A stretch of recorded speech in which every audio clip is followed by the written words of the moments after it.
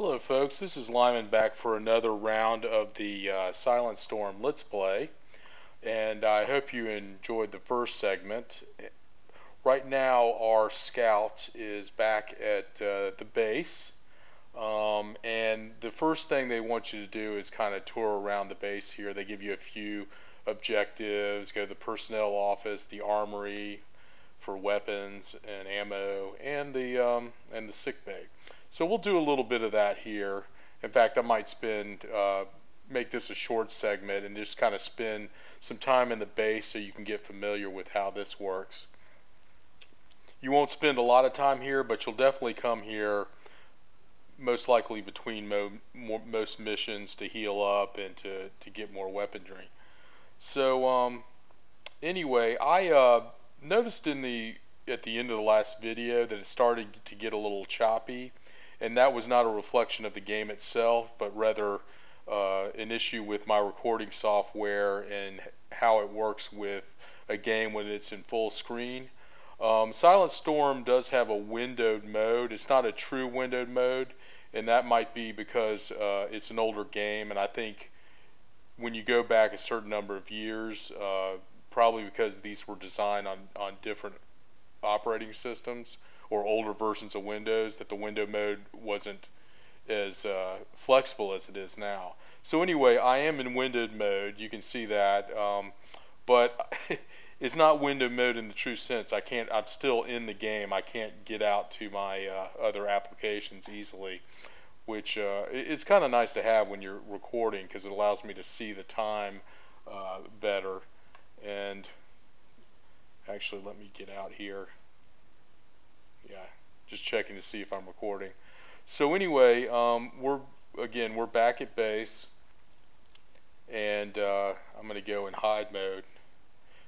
I constantly put myself in hide mode because every time I do that, I'm adding to my rate of improvement in that skill. I also have an upgrade here too, which I'll go over in a minute. But let's go and meet the commander here.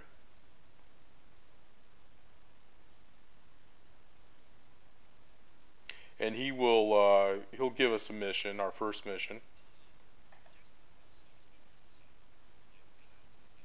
And I don't think you're really able to hear him too well, so I'll spend a few seconds on each screen so that you can read this.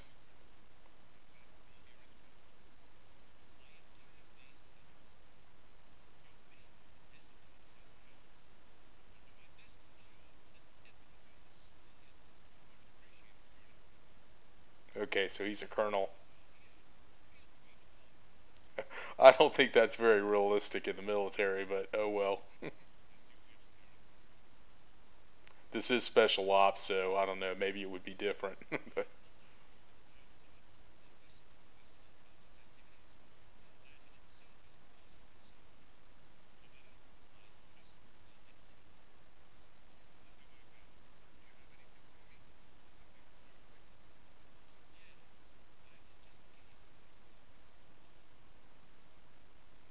and here is our first mission. Um, a German intelligence operation in Britain have become more evident. Enemy agents have stolen secret documents and abducted some of the scientists working on these highly sensitive projects. Strangers have also been detected loitering around and observing some of the more important installations. Yesterday, an informer told us to expect an attack on this very installation, so the faster you and your squad can get up there, the better. Captain Rex Weller, local British intelligence. I don't think the Germans were in Britain too much during the war, but oh well, this is a fantasy.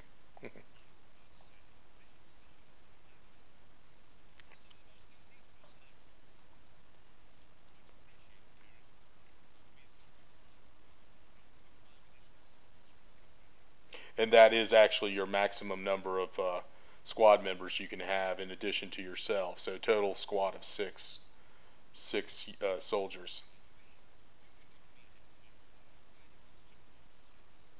So this is the guy. When you come to this room and you speak to him, you'll get exactly that, soldier dossiers, which you'll see right when I hit next here, and you can choose your makeup of your squad.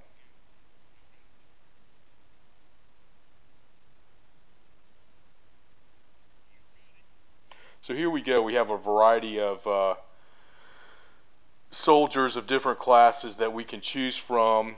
Some have different strengths and weaknesses, but generally they're all fairly capable. They're all level 1 units, just like we were, at least up when we started the first mission, the training mission. Here you can see they have a little write-up on them, a little dossier of who they are, where they're from, and whatnot. And you'll have folks from all over Canada, United States, Britain, and even places like Poland, Spain, Russia, Korea, India. So a real mix of nationalities here on the Axis side. And this is their stats. The weapons that they start with, which is, not a huge deal. You definitely want to make sure like if you have a sniper, they have a good scoped rifle. And actually, I'm definitely, Zenaida, her name is Zenaida Sedova from USSR. She's I think the best sniper in the group, and I'll definitely be selecting her. In fact, I might go with 2 snipers. So anyway, this button here actually allows you to hire them. In this game, there's really not a lot of monetary transactions. In the later versions of the game, it does get more involved from a role-playing experience, so cash will become more important, but not in the first game. So anyway, so as I had mentioned earlier, you have engineer, scout, sniper, grenadier, and a soldier that you can choose from. So it's always good to have a soldier, at least one soldier, because they're kind of a meat unit, tank type unit. So at least one soldier, definitely a sniper. And my character's a scout, so I'm only going to go. I don't need any more scouts. One scout is more than enough. I just have to keep myself alive. And then there are medics. Medics are. This guy is no, he's a scout. This guy's a medic, and they're really very weak characters. I mean, you'll find that they start out with very questionable traits. Actually, Abala is probably one of the better ones. But actually, if you bring in an engineer like LA here, her medical skills aren't that bad. Engineers have high intelligence, and that intelligence attribute goes into the amount of skill points you get in medicine. So a lot of times I'll just do without a medic because they're not very flexible characters, and as long as you play the game right, you don't really need a lot of medical attention or a really strong medic. What I can do with the engineer is focus primarily on buffing their engineering skills and their medical skills, and they serve as a pretty fine medic. So we'll grab LA because an engineer is good to have. Now the Grenadier, Nessie is probably one of the best Grenadiers. Their important skill is throwing because they're going to be throwing grenades, and it's actually a pretty fun character to have. But once you get outside of a soldier or sniper and scout, really from there you could go with 2 soldiers and 2 snipers. And really avoid some of the secondary classes like grenadiers.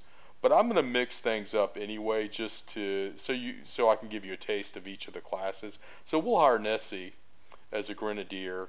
I do have an engineer, a soldier, and a sniper. So I could go with another soldier or another sniper. As I mentioned, sniper is definitely one of the best classes. But you can also work on sniping skills with any of your characters. I mean, all your characters should have rifles, and eventually scoped rifles. But I think I'm going to go with another sniper.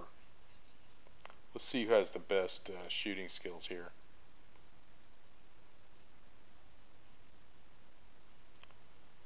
.36, snipe skill 32. These are two important things.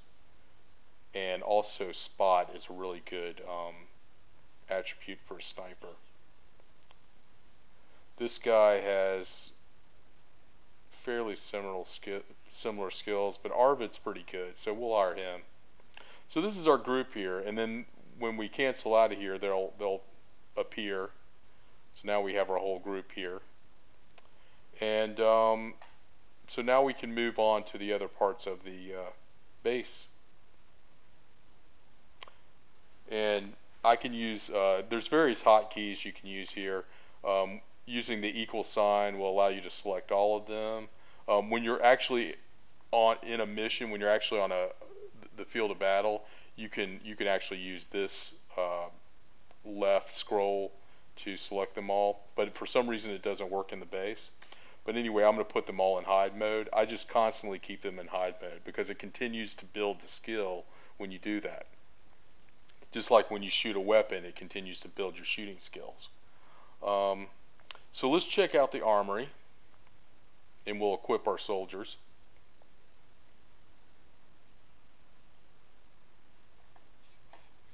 And this is really just blah blah type stuff here, talking to the armory guy.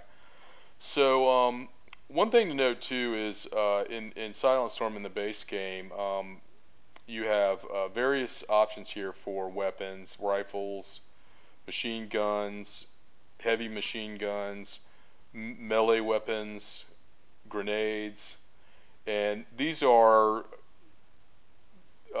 what do they call it? Miscellaneous items. It's primarily your engineering tools and your medical supplies come in here, and then later you'll get armored suit weapons, and that's related to the sci-fi elements I mentioned that you'll see later in the game, but not really important to talk about now. But one thing you want to do, it's been a while since I've played the game, and I can't recall the mechanic exactly, but you do want to leave some of your weapons in the armory, because what that does is the next time when you complete a mission and you come back, the engine will produce more, the armory will produce more of those weapons. So basically it's like by introducing a weapon to the armory, your base now has that technology.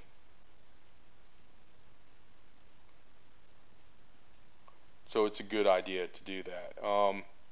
I want him to have a pistol. The Mauser's a pretty good pistol. I don't know why that's... There we go. Not dragging over. Machine gun is not bad for him to have. This is not his type of ammo for the Mauser. Mauser uses, I think it uses Parabellum. No. I need, okay, yeah, he's got ammo. Oh, I didn't want to do that. That's a pretty good amount of ammo. Want to give him a rifle eventually, but I think I'll go without for now. Let's see what kind of... No, just a billy club.